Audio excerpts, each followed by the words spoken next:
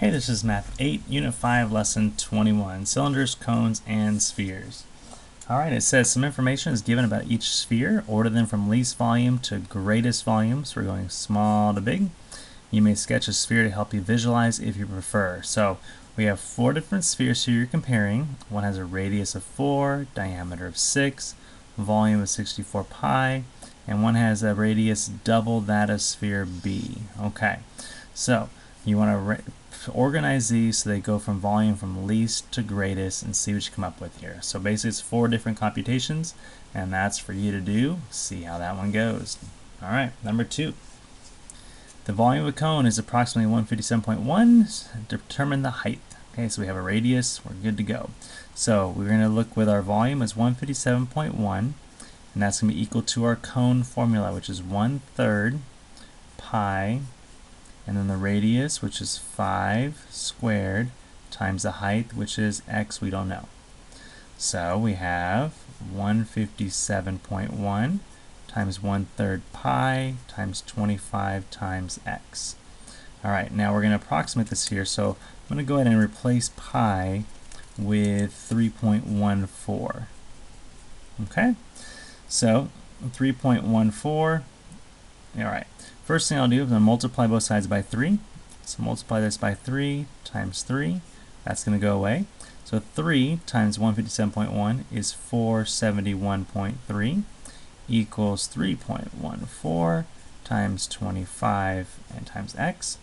When I multiply these together, all right, what do we come up with here? We come up with, let's see, 3.14, oops, not divide by, but times 25 equals 78.5 equals 471.3. So now we'll take 471.3 and divide it by 78.5, and that gets us about 6 equals x, and x was our height, so we'd say that height is about 6 centimeters.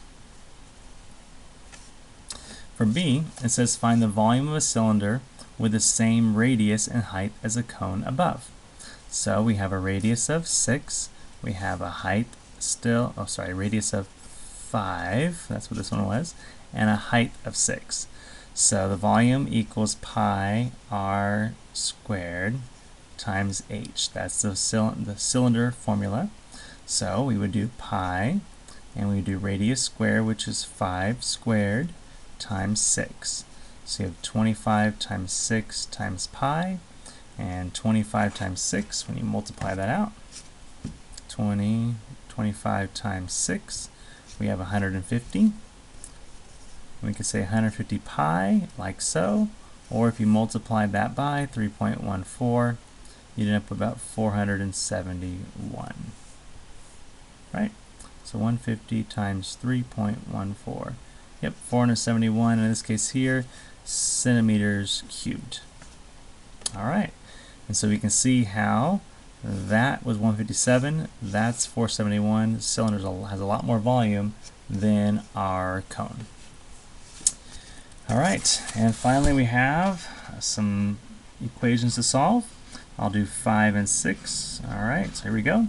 I'm going to add 3x here, add 3x here, so I have 8x, and that goes away.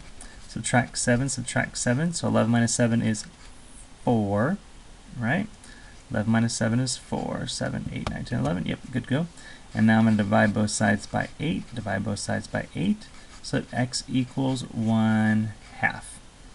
Alright, and that's all I got for that one. Over here, we could multiply this. Actually, let's go ahead and subtract by 2. Subtract 2. So 1/3 x equals 10.